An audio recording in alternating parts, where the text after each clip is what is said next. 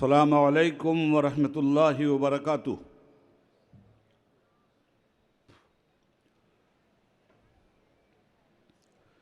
नहमदुहु व नुसल्ली अला हबीबिहिल करीम।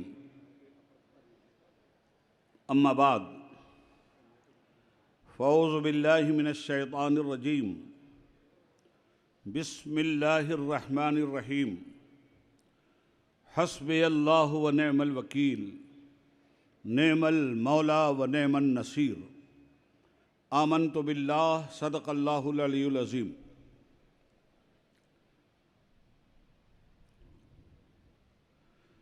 Respected chairman,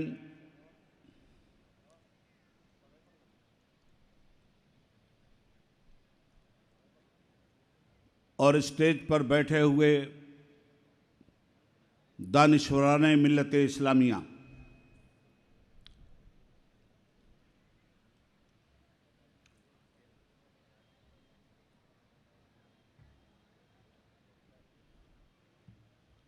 मैं आज आपके बीच पॉपुलर फ्रंट ऑफ इंडिया को खिराज तहसीन पेश करने के लिए आया हूं।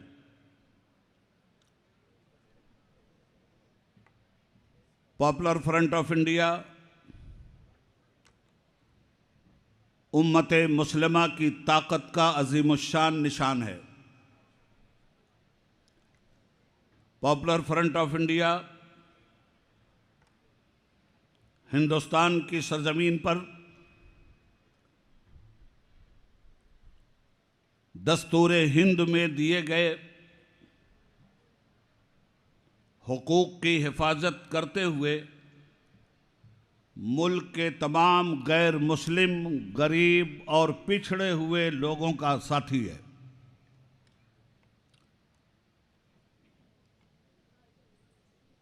मुझे अफसोस है कि मैं आपकी ज़ुबान नहीं बोल पा रहा हूँ। काश कि मैं आपकी ज़ुबान जानता तो मैं आपसे आपकी ज़ुबान में बात करता, मगर मैंने सुना है कि यहाँ के लोग गल्फ़ में रहते हैं और अच्छी खासी उर्दू ज़ुबान भी वो जानने लगें, इसलिए थोड़ा बर्दाश्त कर लीजिएगा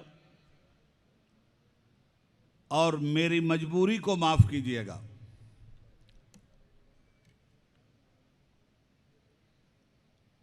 हिंदुस्तान में आज़ाद इंडिया से पहले तन के गोरे मन के काले अंग्रेज़ों की हुकूमत थी। हर कौम को यह हक हासिल है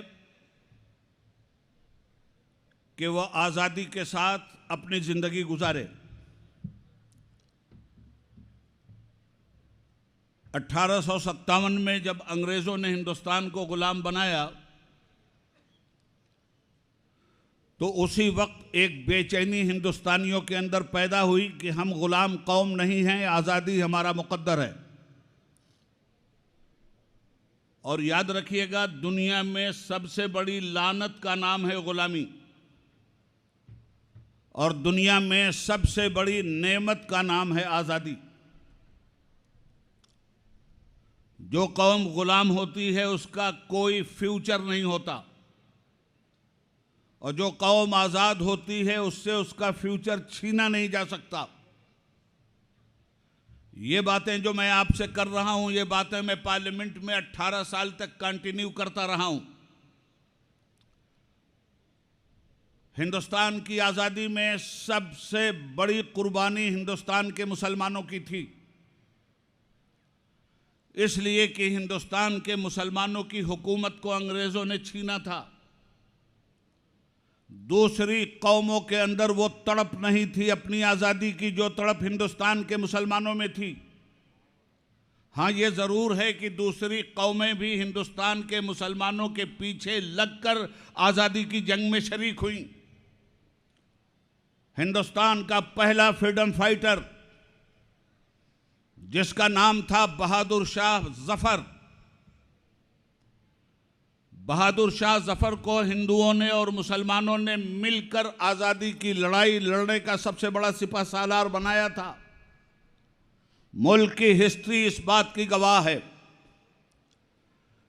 1857 में अंग्रेज़ों को हिंदुस्तान से निकालने के लिए पहला फतवा जिहाद मुस्लिम उलमा ने दिया था और सबसे बड़ी कुर्बानी आज़ादी के लिए हिंदुस्तान के उन मुस्लिम उलमा की थी जिनके पीछे करोड़ों मुसलमान चलते थे।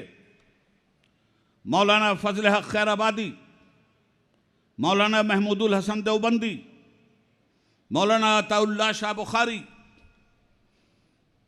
मौलाना अहमदुल्लाह शाह फैज़ाबादी, मौलाना हसरत मुहानी, मौलाना किफ़ायतुल्लाह और इस तरह से बेशुमार उलमाए किराम थे। मुफ्ती सदरुद्दीन आजुर्दा, ये वो लोग थे जिन लोगों ने मुल्क की आज़ादी के लिए तन मन धन की कुर्बानी दी थी। हिंदुस्तान सोने की थाली में देकर अंग्रेज नहीं गया था। आज़ादी के लिए जब कुर्बानियां दी हैं मुसलमानों ने, तब ये देश आज़ाद हुआ है। आज जो लोग देशभक्त अपने आप को कह रहे हैं, मैं खुलकर आरएसएस का नाम लेना चाहता हूं। ये आरएसएस 1857 से लेकर 1947 तक सिर्फ अंग्रेज़ों की गुलामी करती रही। ये आरएसएस हिंदुस्तान के फ्रीडम फाइटर्स को पकड़वाती रही। आरएसएस का सबसे बड़ा लीडर काला पानी की जेल में जब बंद हुआ तो लिखकर माफी मांगकर बाहर आया। हिंदुस्तान की आज़ादी पे जब तिरंगा लहराया गया तो सबसे पहले आरएसएस ने तिरंगे में आग लगाकर पैरों से कुचला। गांधी जी को नाथूराम गोडसे ने कत्ल किया। आज बदनसीबी की बात है कि हिंदुस्तान की सरजमीन पर उन काले सियासतदानों की हुकूमत है जिन्होंने हिंदुस्तान की आज़ादी में कोई हिस्सा नहीं लिया।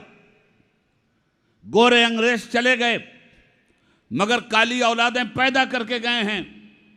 ये फ़िरका परस्ती पैदा करने वाली बीजेपी, ये फ़िरका परस्ती पैदा करने वाली फस्ताई ताकत आरएसएस, सही मानों में सफ़ेद अंग्रेज़ों की ये काली औलादें हैं। अंग्रेज़ों ने लड़ाओ और हुकूमत करो की पॉलिसी अख्तियार की थी। आज ये भी लड़ाओ और हुकूमत करो की पॉलिसी अख्तियार किए हुए हैं। हिंदुस्तानियों ने नफ़रत को मोहब्बत में बदला था मगर आज हिंदुस्तान की मोहब्बत नफ़रत में बदल गई है। दस्तूर हिंद में मुसलमानों का जो हक़ है वो मुसलमानों का हक़ देने के लिए ये लानतज़दा कौम तैयार नहीं है।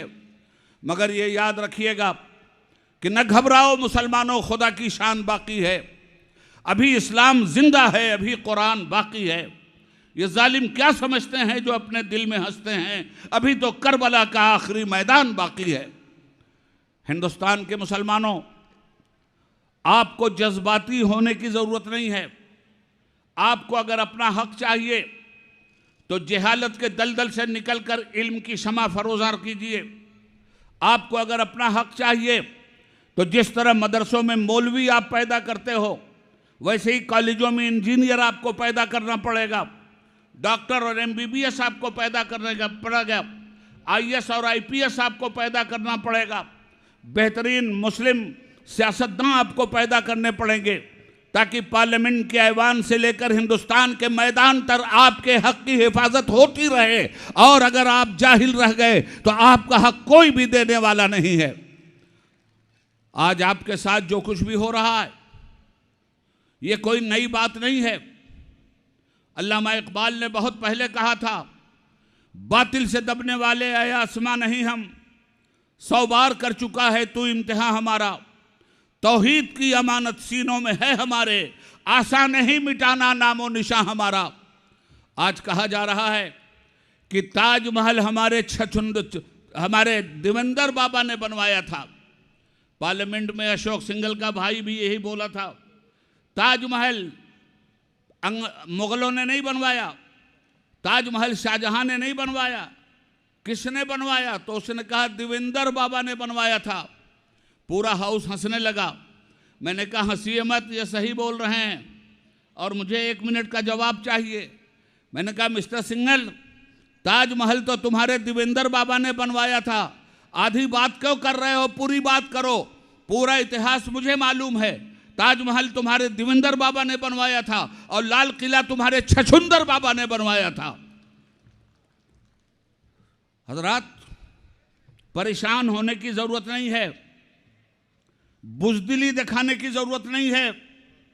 इंसान नहीं जो घबराए माहौल के खूनी मंजर से, उस वक्त पे जीना लाजिम है जिस वक्त के जीना मुश्किल हो। हम पर जो वक्त आया है, तारीख के तसलसल में देखिए, यही हालात मक्का की सरजमीन पर भी थे। 13 साल तक मक्का की धरती पर सरवरे अंबिया खातिमुन नबीयीन जनाब मोहम्मदुर रसूलुल्लाह सल्लल्लाहु अलैहि वसल्लम और उनके असहाब जिन मुसीबतों से गुजरे थे, कुरान पाक पढ़ते थे तो सीटी बजाई जाती थी, नमाज पढ़ी जाती थी तो नंगे होके नाचा जाता था, और जब सहाबा तबलीग के लिए निकलते थे तो गाली दी जाती थी। आज वही दौर आपके सामने भी आ गया है।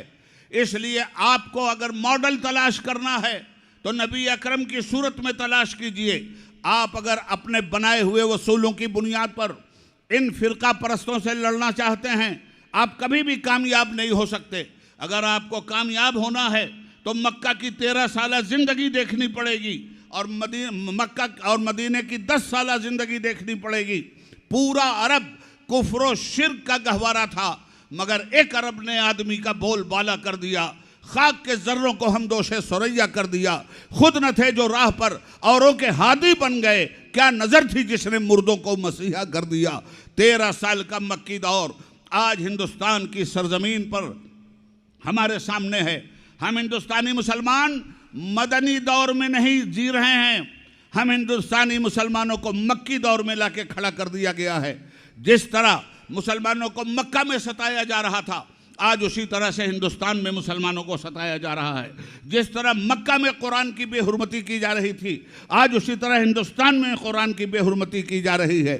जिस तरह मक्का में पैगंबर इस्लाम की तौहीन की जा रही थी, आज भी पैगंबर इस्लाम की तौहीन हिंदुस्तान में की जा रही है। इसलिए अगर इनका मुंह तोड़ जवाब देना है तो गाली इनका जवाब नहीं है, जहालत इनका जवाब नहीं है, सुन्नत रसूलुल्लाह इसका जवाब है। अल्लाह के नबी ने उस जमाने में किस मुसीबत का हवाला दिया था, किसी मुसीबत को सहने के लिए अल्लाह के नबी ने सहाबा से ये नहीं कहा था मक्के में कि तलवार उठा लो, मक्के में ये नहीं कहा था कि जज्बाती गुफ्तगू कर दो, मक्के में कहा था सब्र करो तुम्हारा ठिकाना जन्नत है।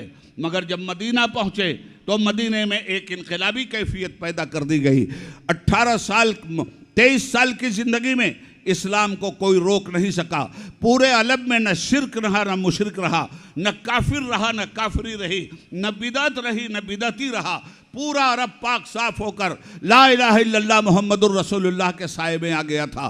इसलिए हिंदुस्तानी मुसलमानों, आपको भी अपने पैगंबर की ज़िंदगी को देखते हुए हिंदुस्तान की सरजमीन पर अपने बेहतरीन फ्यूचर को तलाश करना है। मैं यकीन के साथ कहता हूँ, अगर रसूल पाक की सुन्नतों पे आपने अमल कर लिया और रसूल पाक ने जो रास्ता आपको दिखलाया था उस रास्ते से इस कुफ्र का मुकाबला आपने कर लिया, तो वो दिन दूर नहीं होगा जिस दिन हिंदुस्तान का जर्रा जर्रा कलमा पढ़ेगा। इसी मालाबार की सरजमीन पे आप आए थे। ये समुंदर जो सामने लहरा रहा है, इसी समंदर पे आप आए थे। यहाँ का काफिर कह रहा था समंदर की तुम्हें पूजा करनी होगी, और हमने कहा था नहीं, समंदर अल्लाह ने इसलिए नहीं बनाया है कि हम इसकी पूजा करें। समंदर अल्लाह ने इसलिए बनाया है कि समंदर से वजू करके समंदर के किनारे हम अल्लाह की इबादत करें, समंदर के किनारे हम सुबहान रब्बिल आला का नारा लगाएं। अय आबरूदे गंगा, वो दिन है याद तुझको, उतरा तेरे किनारे जब कारवां हमारा, बातिल से दबने वाले ऐ आसमां नहीं हम, 100 बार कर चुका है तू इम्तिहान हमारा। साउथ के मुसलमानों, खुदा का शुक्र है तो कि तुम्हारे केरला में वो कैफियत नहीं पाई जाती जो कैफियत मैं उत्तर प्रदेश में छोड़ के आया हूं। तुम्हारे केरला में अभी भी अल्लाह का बड़ा फजल है, और इसको बचा के रखना। पॉलिटिकल तरीके से बीजेपी को यहां घुसने मत देना। अगर आपने आपसी जंग की इसलिए कि मैं इस उम्मत के इख्तिलाफ को जानता हूँ। उम्मत तबाह हुई है तो सिर्फ इख्तिलाफ की वजह से। उम्मत तबाह हुई है तो देवबंदी बरेलवी शिया सुन्नी के नाम पे तबाह हुई है। तुम देवबंदी बरेलवी शिया सुन्नी बाद में हो, मुसलमान तुम पहले हो। इस्लाम की हिफाजत के लिए तुम्हें खड़ा होना है, मिल्लत की हिफाजत के लिए तुम्हें खड़ा होना है। और इस मुल्क में वो हिफाजत उसी वक्त हो सकती है जब आप इस्टेब्लिशमेंट में अपना मकाम पैदा करें, जब आप आईएएस पैदा करें, आईपीएस पैदा करें, जब आप इंजीनियर पैदा करें, जब आप डॉक्टर पैदा करें। इसलिए कि हेल्थ के सेंटर में अगर आपने अपनी ताकत का लोहा मनवा लिया, कोई माई का लाल ऐसा नहीं पैदा हुआ है जो आपको नज़रअंदाज कर दे। अगर कंस्ट्रक्शन की दुनिया में आपने अपना मकाम पैदा कर लिया, कोई ऐसा नहीं है जो आपको नज़रअंदाज कर दे। एक एजेपी डॉक्टर अब्दुल कलाम को देखिए, साइकिल पर चलने वाला आदमी, अखबार को बेचने वाला आदमी, हिंदुस्तान का राष्ट्रपति यूं ही नहीं बन गया। हिंदुस्तान को उसने एटमी पावर बनाया। हिंदुस्तान को जिसने एटमी पावर बनाया था, आज उसकी कौम को गद्दार कह रहे हो। हिंदुस्तान को जिसने एटम बम दिया था, आज उसकी मिल्लत के खिलाफ उससे हिंदुस्तान में हिंदुस्तानी होने का सबूत मांग रहे हो। हिंदुस्तानी मुसलमानों, तुम्हारे हिंदुस्तानी होने का सबूत क्या है? तुम्हारी आइडेंटिटी क्या है? मैं बताता हूं, हिंदुस्तान के मुसलमानों का आधार कार्ड दिल्ली का लाल किला है। हिंदुस्तान के मुसलमानों की आइडेंटिटी ताजमहल आगरा का है। हिंद को नाज है जिस पे, वो निशानी हम हैं। ताज और लाल किला के बानी हम हैं। बेईमान सेंट्रल हुकूमत अरब में जाकर अरबी मुसलमानों का पैर छूती है और हिंदुस्तान में मुसलमानों का गला कटवा के खामोश रहती है। अभी चंद दिनों की बात है, यूएई का बादशाह मर गया, हिंदुस्तान का सरकारी फ्लैट गिरा दिया गया। मातम में, सोग में वहाँ का मुसलमान मर गया तो मातम में हिंदुस्तान का फ्लैग झुका दिया जाए और यहाँ के मुसलमानों के साथ माम लिंचिंग हो रही है तो इबलीस की तरह से कहकहा ऐवाने हुकूमत में लगाया जाए। ये नहीं चलने वाला है। अब आखिरी बात आपसे कह के मैं जाना चाहता हूँ। आखिरी बात वो ये है कि पॉपुलर फ्रंट ऑफ इंडिया सिर्फ एक जज्बाती जमात नहीं है। ये ऑर्गेनाइजेशन जमीनी सतह पर आपको तैयार कर रहा है। 5 किलोमीटर का ये पासिंग मार्च, ये जो हमारे मुजाहिदों ने किया है, 5 किलोमीटर, कितना पसीना निकला होगा। याद रखना, इस मुल्क में इस्लाम का एक उसूल तुम्हें समझाता हूं। अगर अपने माल की हिफाजत चाहते हो तो 2.5% ज़कात ईमानदारी से निकालो, माल महफूज हो जाएगा। और अगर अपने ईमान की हिफाजत चाहते हो तो माल निकालने से ईमान नहीं महफूज होता, जान निकालने से ईमान महफूज होता है। इसलिए तन, मन, धन, हर चीज़ की कुर्बानी के लिए हमें तैयार रहना चाहिए। हम सबसे पहले मुसलमान हैं, उसके बाद कुछ और हैं। और मुसलमान का कोई एक वतन नहीं होता, सारी जमीन मुसलमान का वतन है। चीनो अरब हमारा, हिंदुस्तान हमारा, मुस्लिम है हम, वतन है सारा जहां हमारा। सालारे कारवां है मीरे हिजाज अपना, उस नाम से है बाकी आराम जहां हमारा। मुसलमानों, मैं चंद बातें जो कह चुका हूं, एक मर्तबा 1 मिनट में उसको दोहरा के जा रहा हूं। Education, education, education. 21वीं सदी के शामियाने में आपको बैठने की जगह उसी वक्त मिलेगी जब आप लोगों की मजबूरी बन जाओ। इंजीनियर, कंस्ट्रक्शन करवाने वालों की मजबूरी है, डॉक्टर, मरीज की मजबूरी है, हॉस्पिटल, मरीज की मजबूरी है। तो अपने हुकूक की हिफाजत अगर चाहते हो तो अपनी ही हिफाजत की बात मत सोचो, इंसानियत की हिफाजत की बात सोचो। तुम्हारे पैगंबर ने इंसानियत की हिफाजत की बात की थी। तुम तालीम हासिल करके इंसानियत की हिफाजत करो, तुम्हारी हिफाजत खुद हो जाएगी। इसलिए भाइयों और मेरी बहनों, सबसे पहले इस्लाम, उसके बाद कुछ और। सबसे पहले नमाज, उसके बाद कुछ और।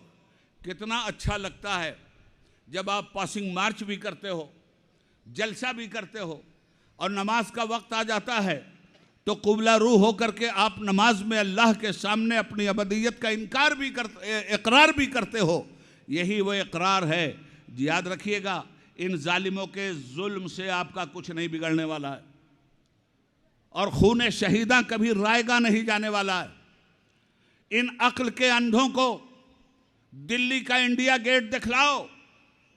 उस इंडिया गेट पर जितने शहीदों के नाम लिखे हुए हैं, हिंदुस्तान को आज़ाद करवाने वालों के जितने नाम लिखे हुए हैं, तुम्हें फख्र होना चाहिए कि 60% से ज़्यादा मुसलमान शहीदाने वतन के नाम आज भी वहाँ लिखे हैं। कि कहाँ कहाँ हमारी निशानी मिटाओगे, कहाँ कहाँ से हमारा वजूद मिटाओगे, कहाँ कहाँ से हमारी हिस्ट्री मिटाओगे। अरे तुम्हारे पास था क्या टमाटे बटाटे के अलावा? पत्तल में खाने वाले। तहजीब हम लाए इस मुल्क में, तमद्दुन हम लाए इस मुल्क में, कल्चर हम लाए इस मुल्क में, और हिंदुस्तान में एजुकेशन और हिंदुस्तान में विद्या के रास्ते हमने खोले। फिर भी हमसे ये गिला है कि वफादार नहीं। कौन सी फील्ड है जिस फील्ड में मुसलमानों ने मुल्क को शर्मिंदा किया है? हर फील्ड में मुसलमान सफ़े अव्वल में दिखलाई देता है। साइंस के मैदान में अब्दुल कलाम से बड़ा कोई साइंटिस्ट हिंदुस्तान में नहीं है। आज़ादी हिंद के मैदान में मौलाना अबुल कलाम आज़ाद से बड़ा कोई तुम्हारे पास आज़ादी हिंद का आदमी नहीं है। याद रखना, जिन्ना साहब तो लीडर थे, जिन्ना साहब के पीछे सारा मुसलमान खड़ा था, मगर मुत्तहिदा हिंदुस्तान की बात अबुल कलाम आज़ाद ने किया था। आज़ाद के पीछे मुसलमान नहीं खड़ा था, फिर भी हिंदुस्तान के पीछे मौलाना आज़ाद खड़े थे। ये मामूली बात नहीं थी। आज़ाद की यही वो खूबी है जो गांधी से बड़ा और नेहरू से बड़ा लीडर भी बनाकर आज़ाद को खड़ा करती है। इसलिए आप हिस्ट्री पढ़िए, हिस्ट्री मिटाई जा रही है, आपके नाम तब्दील किए जा रहे हैं, नया निसाब तालीम लाया गया है। नए निसाब तालीम में आपके शहीदाने वतन को जगह नहीं दी जा रही है। इसलिए मुसलमानों की जिम्मेदारी है कि हिस्टोरिकल तौर पर अपने उन शहीदों का नाम को पहचाने और काम को पहचाने जो काम उन्होंने किया था।